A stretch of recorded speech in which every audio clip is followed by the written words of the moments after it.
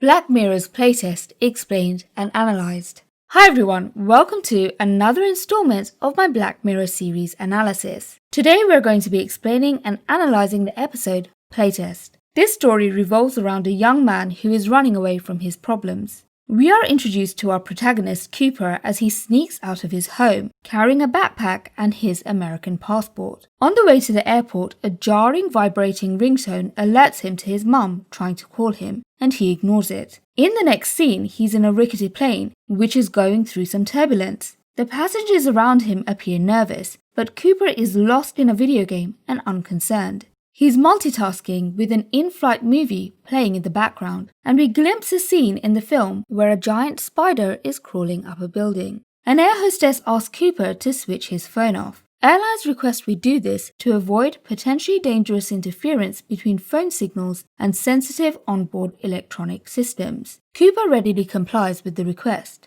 When he spots a little girl looking nervous, he persuades her to pretend they are on a roller coaster and turns the experience into a game. Cooper is a nice guy, a fun guy, and someone we can easily imagine knowing. We then see a montage of him traveling the world. He goes to Australia, Thailand, India, the Middle East, and then finally Europe. He documents his adventures on his phone, snapping away, making and recording memories. We finally catch up with him when he lands in London, and he decides to go on a Tinder-like date with a young woman called Sonia. Sonia is a tech journalist. She tells Cooper about her job, and he in turn tells her of his travels. The conversation starts off superficial and casual, but their attraction builds and the pair end up sleeping together. The next day, their connection is more established, and Cooper reveals that his adventures around the world are a result of him wanting to get away from his family home and his mother. His father, who has passed away, had early onset Alzheimer's, and Cooper was his carer. He was close to his dad, but his relationship with his mother is more fraught, and he isn't able to connect with her in the same way. His desire to see the world and create as many memories as he can is explained by his fear that he will someday end up like his father. Sonia has seen Cooper ignore his mother's calls, and she urges him to call his mum. Sometime later, Cooper discovers he's been the victim of identity fraud. His travels have come to an end, and he was looking to purchase a ticket back to the US. He briefly considers calling his mother for help, but opts to call Sonia instead. Sonia allows Cooper to stay with her, and while the pair are having dinner, Cooper is browsing an odd jobs app which will allow him to pick up casual work so he can get some much-needed funds. Sonia spots a job opportunity at SaitoGemu, a renowned video game company that is known for their innovation. She's heard rumors of a super secret new game they are working on, and she encourages Cooper to take the job, which will involve him playing and testing out the game. She tells him that if he's able to sneak a photo of anything the gaming company is working on, he'll be able to make a fortune by selling the image. Cooper gets the gig and is introduced to the ultra-slick operation that is SaitoGemu. He meets the uber-professional, enigmatic Katie, who leads him on a mini tour of the SaitoGemu offices, where a bunch of developers and designers are working with state-of-the-art technology to create video games for the masses. SaitoGemu is best known for their horror game, Harlot's Shadow, and there are several posters of the game dotted about the mansion where SaitoGemu is based. Katie leads Cooper to a clinical white room, but before they enter, she asks for Cooper's phone and switches it off. Cooper had planned to sneak a photo with his phone, but he can't object to Katie's request and gives her his phone. Once inside the room, Katie asks Cooper to sign a non-disclosure agreement and consent form. She explains there will be a small surgical procedure involved, and while Cooper is a little taken aback, he's reassured by Katie's description that it's no more invasive than having your ears pierced. He notices that the signature page is missing from the form, and when Katie exits the room to get a complete one, he seizes the opportunity to grab his phone, turn it on, and take a picture of the contents of a briefcase that's in the room. He hurriedly sends a photo to Sonia and returns to his position, but forgets to switch his phone off. When Katie returns, she inserts a small circular device called a mushroom into the back of his neck. She turns on the device, and as it's initializing, Cooper's phone buzzes with yet another, and this time fatally ill-timed phone call from his mum. The phone signal interferes with the game being uploaded into his brain, and this results in every synapse in Cooper's brain firing up at once, which leads to his death. This moment was foreshadowed on the plane when the air hostess asked Cooper to switch his phone off. Cooper complied then, but his non-compliance now and his attempt at subterfuge has led to his demise. We find out at the end of the episode that Cooper died within 0.04 seconds of the game being uploaded, and the story that we see unfolds in his brain during that brief moment in time.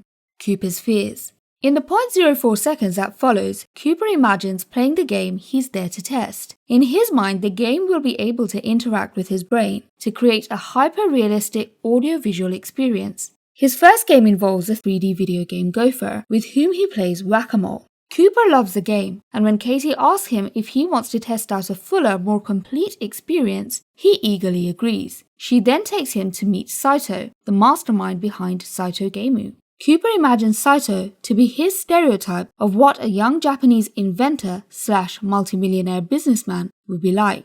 Instead of greeting Cooper with a handshake, Saito bows and says konnichiwa, and when Cooper says the 3D gopher game was super fun, Saito has trouble deciphering that simple phrasing and needs Katie to translate. However, within moments, Saito is speaking fluent English, explaining why and how horror video games are able to thrill gamers. Cooper's imagination does not keep up the pretense of Saito's limited fluency in English, as his mind is busy moving on to creating the next moments of his imagined game. Katie and Saito explain how the game will read Cooper's mind and create a bespoke experience designed to explore, understand, and finally materialize Cooper's fears, which will result in the ultimate horror video game experience. Katie hooks him up to a so-called neural net package, which uploads a new game into his brain, and once that's done, he's escorted to a creepy house on the grounds of the SaitoGemu estate. Cooper recognizes the house as being the one he has seen in the Harlech Shadow games, and on all the posters he's recently seen dotted about the SaitoGemu headquarters. His mind has conveniently drawn on that location for his personal game experience to continue. Katie gives him a earpiece which will allow him to stay in contact with her, and then she leaves him to it.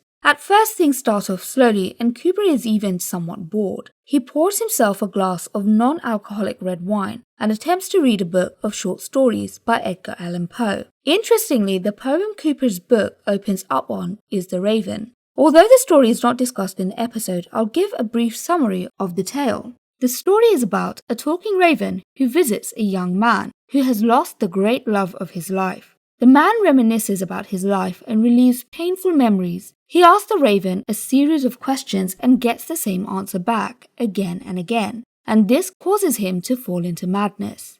This poem is a piece of foreshadowing created by Cooper's brain, hinting at how Cooper's own tale will end.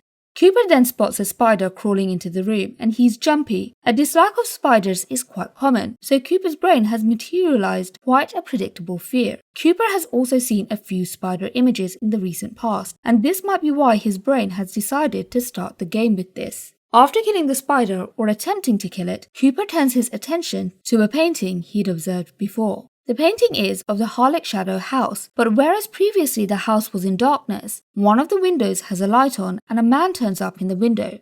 Cooper freaks out at first, but very much in line with his personality, he talks himself out of his fear, and when he hears banging upstairs, he goes to take a look, reasoning that it must be leaky pipes.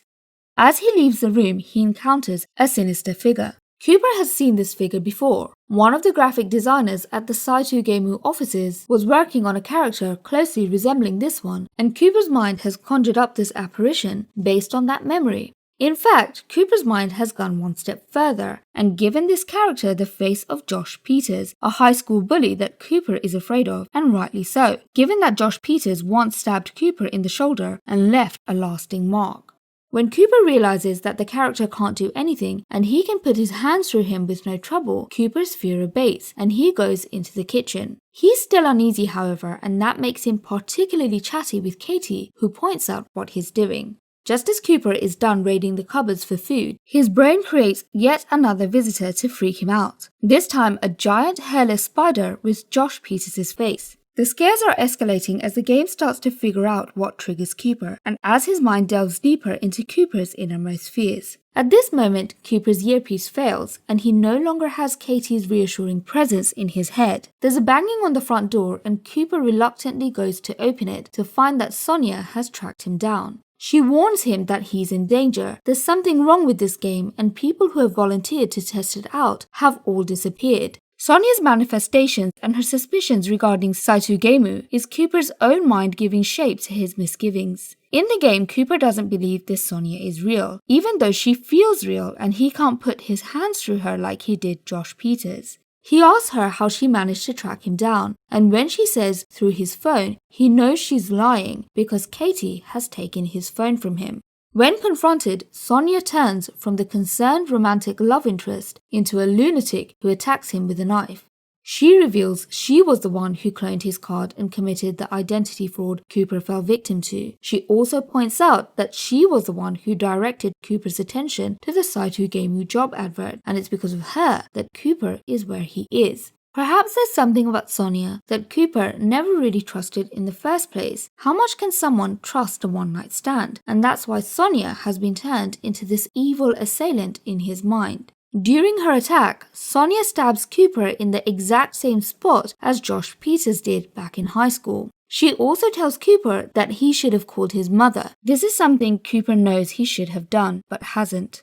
Cooper then pulls off Sonia's face and he's horrified. Earlier in the episode, when he was in her apartment, he noticed a DVD of the film Face Off on her bookshelf, which might have helped sow the seeds for his mind to come up with this scenario. There was also a poster in the SaitoGemu offices with the words "Skinned Alive" emblazoned across it, which might have helped his mind conjure up the idea of ripping Sonia's face off.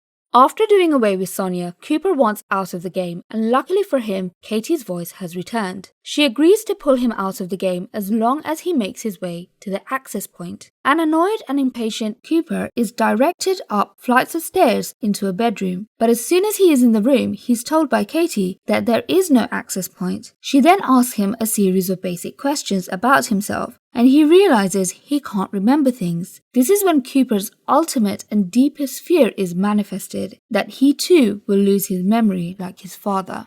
Unable to deal with what's happening, Cooper tries to cut the mushroom out from his neck, and this is when Katie and security personnel rush into the room and come to save Cooper. But our relief at Cooper's rescue is short-lived. The game has managed to ruin Cooper's mind, and he has lost all his memories. Saito issues a sincere apology and asks security to take Cooper to where the others are, indicating that there were indeed other volunteers who had suffered the same fate as Cooper and that Sonia's warning was valid. However, this ending is one of a series of endings, and moments later, we are pulled back into Saito's office, and Cooper has experienced everything in the Harlech Shadow house, all while sitting in a chair for a fraction of a second. Again, we breathe a sigh of relief and watch as Cooper heads home and back to his mother's house in America, finally ready to have a conversation with her. But when he sees her, he faces the terrible realization that she too seems to have lost her memory to Alzheimer's like his father. When she doesn't recognize Cooper and goes to ring him yet again, Cooper realizes something is terribly wrong and yells out "Mum" over and over again. And then once again we are pulled out of this ending and into another, final ending. We are back in the clinical white room just as the game is initializing.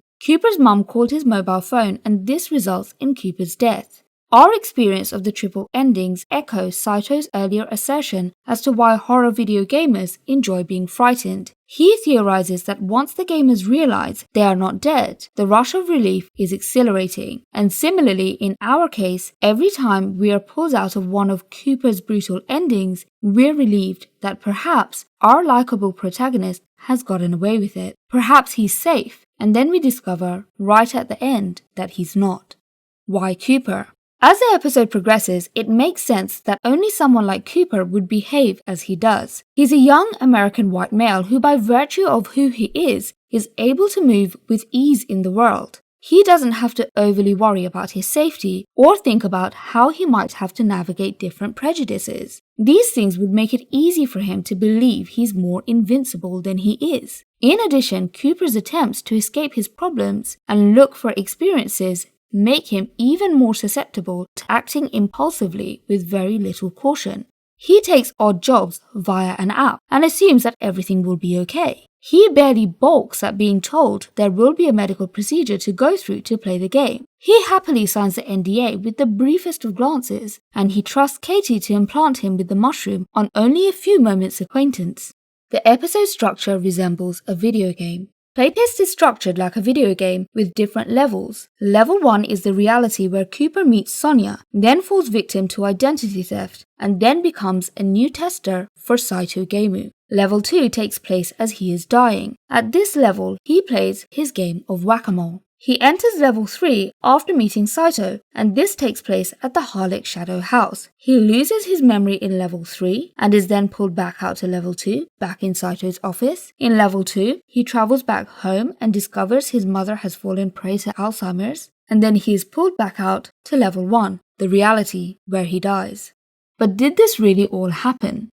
One question we are left to ponder at the end of the episode is whether this all really happened. Not just everything during Cooper's death in the clinical white room, but whether everything from the very start has all been in Cooper's mind. There are several reasons to wonder this, the most glaring of which is why SaitoGemu, a company with an international reputation, didn't just take Cooper's phone completely away from him if it was going to be so potentially dangerous. At the end of the episode, Saito and Katie discuss how the phone signals interfere with the game, so they knew there was a risk. And although Katie seems shaken by Cooper's death, she quickly recovers, and Saito doesn't appear moved at all. He just tells her to note down the fact Cooper called out Mum in his last moments. Katie dutifully fills out the form and records the details of this particular system failure, and we question whether this has happened before. Did other people reach their demise in the same way? And if so, Cooper was right when Sonia turned up to tell him he was in danger. But if this was all in his imagination, supposedly in level 3 of his imagined game, how could he have known what was really going on in the supposed real world of the clinical white room?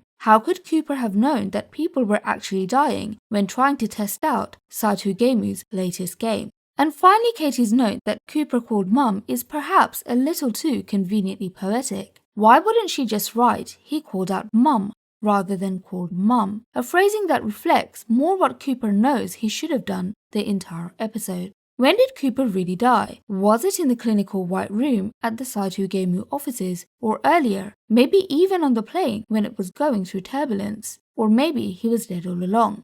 Lessons learned. Whether or not all the episode or part of the episode takes place in Cooper's mind, we know that his biggest fear is losing himself or his mother to Alzheimer's because of the experience he had with the disease affecting his father. Despite not being close to his mother, he knows he should phone her back. Both Sonia and Katie tell him that he should ring his mum. He put off confronting his issues with his mum in order to make memories traveling around the world, but he regrets that choice because when he finally did call Mum, it was too late.